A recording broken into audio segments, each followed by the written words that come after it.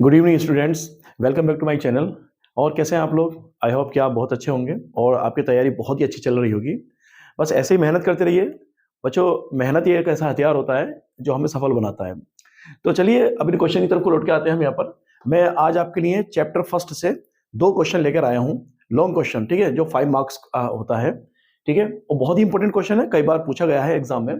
तो ये प्रश्न क्या है यहाँ पर कि लघु बीजाणु जनन क्या होता है, यानी कि लघु बीजाणु जनन माइक्रोस्पोर जेनेसिस, ठीक है। तो देखिए यहाँ पर देखेंगे माइक्रोस्पोर जेनेसिस क्या होता है। सबसे पहले हम देखते हैं यहाँ पर जो एंथर होते हैं हमारे, जो परागकोश है, उनका विकास। तो एंथर का डेवलपमेंट यानी कि परागकोश का विकास देखेंगे यहाँ पर। तो परागकोश क्या होते हैं, तो सबसे पहले हम देखेंगे जो फ्लावर होता है हमारा, फ्लावर में जो है एक मेल पार्ट होता है जिसको हम एंथर बोलते हैं। और एंथर में ही माइक्रोस्पोर्स डेवलप होते हैं, विकसित होते हैं। और माइक्रोस्पोर्स आगे चलकर पोलन ग्रेन बनाते हैं और पोलन ग्रेन में ही हमारे दो मेल गैमीट होते हैं, ठीक है। तो अब वापस यहाँ पर हम लौट कर आते हैं एंथर पर, ठीक है। ये हमारा स्टामेन है, पूरा मेल पार्ट है। और ये इसका अपर पार्ट जो होता है इसका, ये कहलाता है एंथर। एंथर जो होता है यहाँ पर, इसके दो लोब होते हैं, दो पिंड होते हैं, जिसको हम कहते हैं एंथर लोब्स। दो एंथर लोब्स होते हैं, ठीक है। तो यहाँ पर आप देखेंगे जब हम एंथर का ट्रांसवर्स सेक्शन देखते हैं, यानी कि अनुप्रस्थ काट जब हम इसकी देखते हैं इस तरीके से यहाँ पर, तो हमें ये स्ट्रक्चर दिखाई देता है, ठीक है। अच्छा, एक चीज ये बता दूं आपको यहाँ पर मैं, जैसे अभी मैंने बताया कि दो लोब होते हैं ये, तो दो लोब में यानी कि हर लोब में, प्रत्येक लोब में दो माइक्रोस्पोरांजिया प्रेजेंट होते हैं, यानी कि लघु बीजाणु धानी। तो यहाँ पर आप देखेंगे एक लोब में दो माइक्रोस्पोरांजिया होंगे, तो दो लोब में चार माइक्रोस्पोरांजिया होंगे। तो यहाँ पर आप देख रहे हैं कि चार माइक्रोस्पोरांजिया मैंने बनाए हैं, ठीक है। चार लघु बीजाणु धानी बोलेंगे इनको, ये चार माइक्रोस्पोरांजिया बोलेंगे, ठीक है। और इन्हीं में जो होता है माइक्रोस्पोरांजिया में ही माइक्रोस्पोर्स का जो है वो प्रोडक्शन होता है, यानी कि उत्पादन होता है, ठीक है। इसके बाद यहाँ पर आप देखेंगे जब हम इसका सेक्शन कटिंग करते हैं, जैसे देखा हमने, तो फिर यहाँ पर हम देखते हैं ये जो हमारा एंथर है, एंथर ये मैच्योर एंथर है, हमारा परागकोश है ये, ठीक है, जिसमें हमें चार माइक्रोस्पोरांजिया जो है वो साफ साफ दिखाई दे रहे हैं यहाँ पर ये, ठीक है। फिर तो जब हम एंथर का ट्रांसवर्स सेक्शन देखते हैं तो इसमें हमें ये माइक्रोस्पोरांजिया दिखाई देते हैं।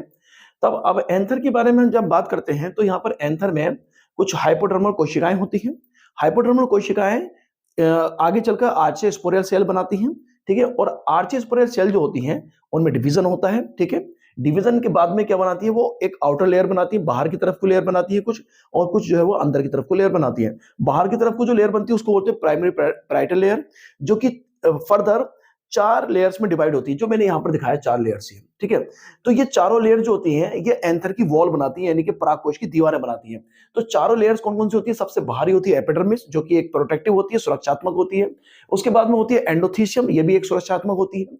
इसके बाद में होती है मिडिल लेयर, ये करीब 2 या 3 लेयर्स होती है, मिडिल लेयर बोलते हैं इसको। और ये परागकण जो होते हैं उनके जो है यानी कि ये कह सकते हैं परागकोश के डेहिसेंस में हेल्प करती है, यानी फटने में उसके। इसके बाद हम देखेंगे सबसे अंदर, इसके बाद अंदर की तरफ को टैपेटम होता है। टैपेटम बहुत ही इंपॉर्टेंट यहाँ पर टिश्यू होता है, जो कि पराग कण जो होते हैं, जो माइक्रोस्पोर्स होते हैं, उनको पोषण प्रदान करता है टैपेटम। ये एक नंबर में भी क्वेश्चन आपके कई बार आ चुका है। इसके बाद आप देखेंगे यहाँ पर अंदर की तरफ को, अब यहाँ पर ये आउटर वाला हिस्सा हो गया इसका पूरा, जो यहाँ पर चार लेयर्स इन्होंने बनाई।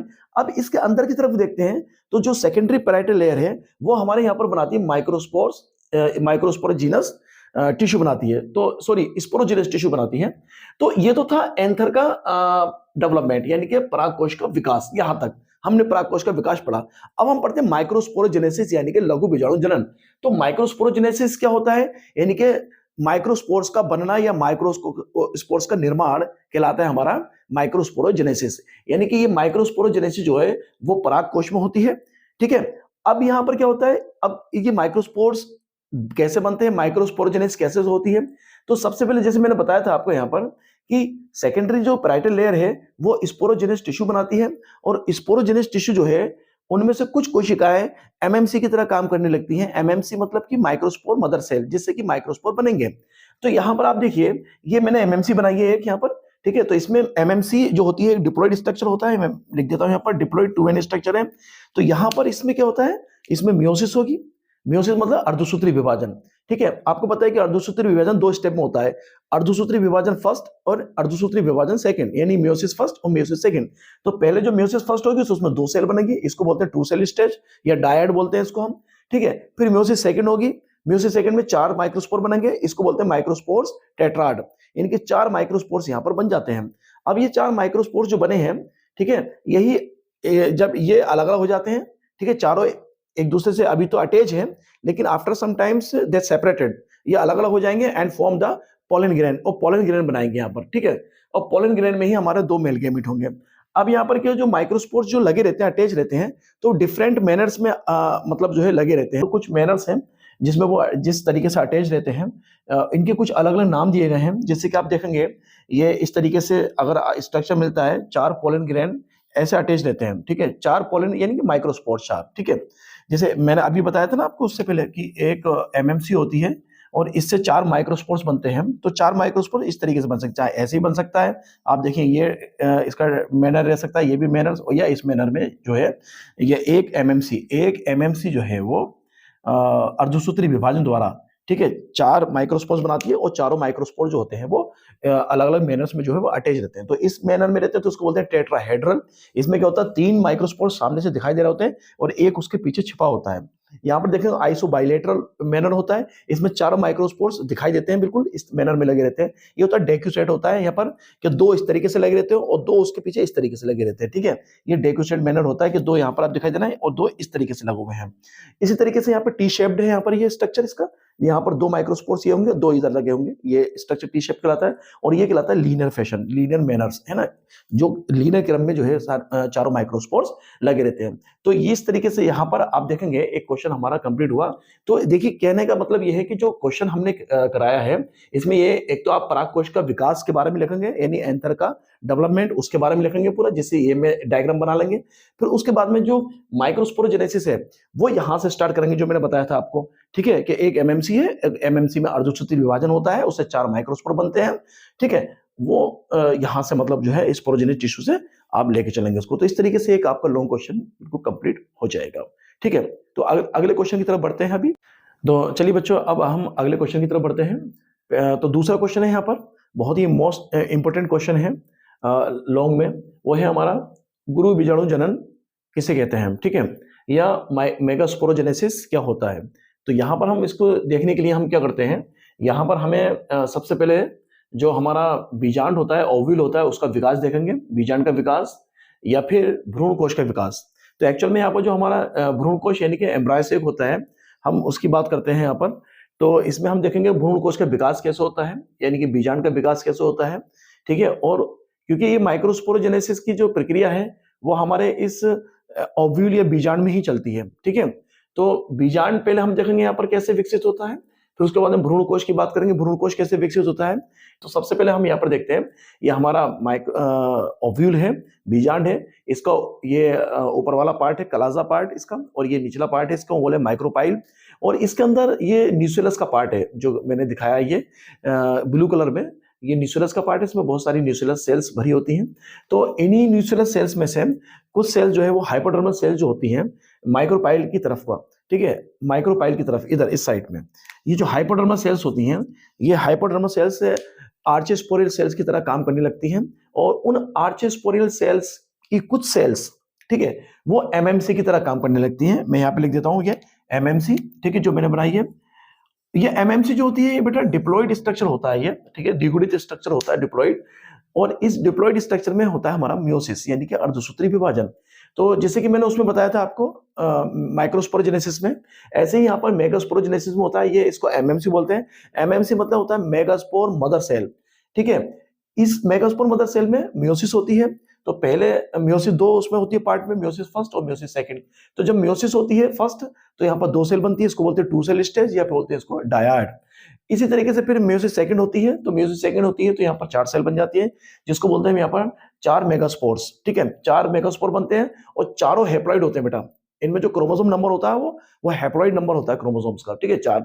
अब आगे चल के क्या होता है कि इन चारों में से 3 मेगास्पोर जो होते हैं वो डिजेनरेट हो जाते हैं और एक मेगास्पोर जो होता है वो फंक्शनल हो जाता है। और फंक्शनल मेगास्पोर, ये मेगास्पोर जो होता है फंक्शनल मेगास्पोर, यही आगे चलकर एम्ब्रायोसेक या फिर भ्रूणकोश बनाता है, ठीक है। तो ये हमारा यहाँ पर ये फंक्शनल मेगास्पोर है। अब फंक्शनल मेगास्पोर में क्या होता है, क्योंकि फंक्शनल मेगास्पोर जो है वो हैप्लॉइड स्ट्रक्चर होता है, ठीक है। तो यहाँ पर एक बात मैं बताता हूँ आपको, यहाँ तक हमने देखा तो यहाँ हमारा जो मेगास्पोरोजेनेसिस था वो कंप्लीट हुआ। अब यहाँ से जो है ना एम्ब्रायो सैक का निर्माण होगा यहाँ पर। एम्ब्रायो सैक मतलब भ्रूण कोश का निर्माण, ठीक है। तो ये मैंने यहाँ पर भ्रूण कोश बनाया है, ठीक है। तो ये इसका निर्माण हुआ कैसे, ये देखते हैं यहाँ पर। तो सबसे पहले जैसे मैंने बताया था आपको, ये फंक्शनल मेगास्पोर है।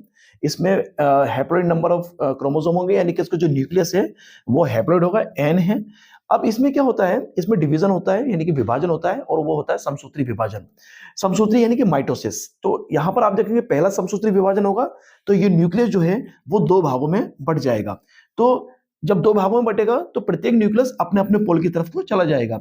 ये एक न्यूक्लियस कलाजा की तरफ चला जाएगा, और एक न्यूक्लियस जो है वो माइक्रोपाइल एंड की तरफ चला जाएगा, ठीक है। इसके बाद फिर दूसरा समसूत्री विभाजन होगा, फिर यहाँ पर दो न्यूक्लियस बनेंगे, इससे दो न्यूक्लियस बन गए, और इससे भी दो न्यूक्लियस बन गए। फिर अगेन समसूत्री विभाजन होगा, माइटोसिस होगा, फिर यहाँ से ये चार न्यूक्लियस बन जाएंगे, और चार न्यूक्लियस ये बन जाएंगे। इसके बाद में ये होगा, जो एंड्स पर यानी जो पोल्स पर जो चार चार न्यूक्लियस बने हैं, उनमें से एक एक न्यूक्लियस जो होगा वो सेंटर की तरफ को आ जाएगा, ठीक है। जब सेंटर की तरफ को आ जाएगा, दोनों न्यूक्लियस सेंटर की तरफ को आएंगे, एक यहाँ से इस पोल से और एक इस पोल से, दोनों सेंटर में आ जाएंगे न्यूक्लियस, और यहाँ पर बनाएंगे ये सेकेंडरी न्यूक्लियस, यानी कि जो कि डिप्लॉइड होता है, क्योंकि ये जितने भी न्यूक्लियस है सारे हैप्लॉइड है बेटा, ठीक है। सब कैसे हैं, ये हैप्लॉइड, चारों न्यूक्लियस हैप्लॉइड, ये भी चारों न्यूक्लियस हैप्लॉइड।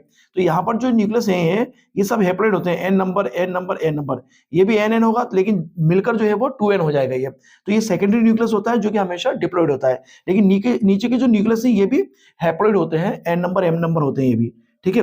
अब ये होता है क्या, आगे चलकर क्या होता है कि जो न्यूक्लियस है अपने चारों तरफ साइटोप्लाज्म इकट्ठा करते हैं और बनाते हैं कोशिका, यानी सेल। तो यहाँ पर आप देखेंगे ये हमारा एम्ब्रायो सैक बनके तैयार हो गया। इसमें यहाँ पर 3 कोशिकाएं हैं ऊपर की तरफ, जिनको हम नाम देते हैं यहाँ पर एंटीपोडल सेल्स, ठीक है। ये 3 कोशिकाएं हमारी यहाँ पर एंटीपोडल सेल्स बोलेंगे इनको, यहाँ पर एंटीपोडल सेल्स। इसके बाद यहाँ पर आप देखेंगे 3 कोशिकाएं नीचे होती हैं, 3 कोशिकाएं नीचे बनती हैं, ठीक है। इनमें से हम बीच वाली जो होती है उसको बोलते हैं एग, यानी कि अंडा, और जो साइड्स होती है इसके इनको बोलते हैं सिनर्जिड्स, ठीक है। इसके बाद यहाँ पर आप देखेंगे एक सेल और बनती है यहाँ पर बीच में, सेंटर में, ठीक है, सेंटर बनती है, इसको बोलते हैं यहाँ पर सेंट्रल सेल।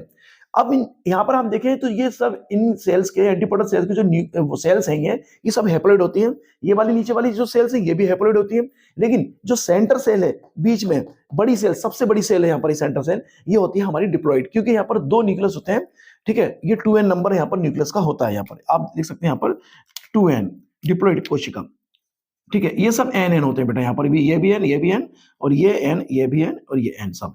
अब यहाँ पर आप देखेंगे कि अगर हम, एक क्वेश्चन आ जाता है कि इसमें न्यूक्लियस कितने होते हैं और कोशिकाएं कितनी होती हैं।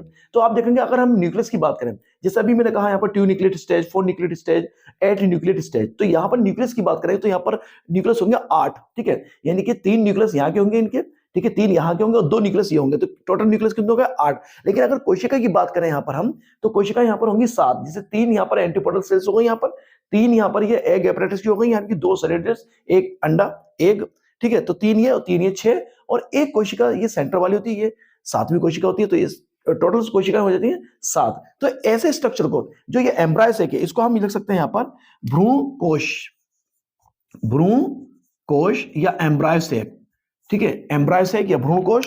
तो ये हमारा क्या है, भ्रूण कोश है। और भ्रूण कोश में अगर हम देखें यहाँ पर, तो ये कैसा स्ट्रक्चर है, इसको बोलते हैं यहाँ पर 7 sailed 8 nucleated structure. 7 sailed 8 nucleated structure का मतलब हुआ यहाँ पर कि 7 यहाँ पर कोशिकाएं हैं, 7 सेल्ड 8 न्यूक्लिएटेड स्ट्रक्चर, यानी कि 8 इसमें क्या है, इस न्यूक्लियस है। तो ये स्ट्रक्चर हमारा ये एम्ब्रायो सैक का है। इस तरीके से एम्ब्रायो सैक यहाँ पर डेवलपमेंट होता है। तो यहाँ का एक क्वेश्चन बहुत ही अच्छा क्वेश्चन है। सबसे पहले आप डायग्राम बना लीजिए, ठीक है। उसके बाद में जो है आप इसके बारे में जैसे जैसे मैंने समझाया सब ऐसे ऐसे आप लिख दीजिए, आपके 5 मार्क्स जो है आपके पक्के हो जाएंगे, ठीक है। Thank you so much.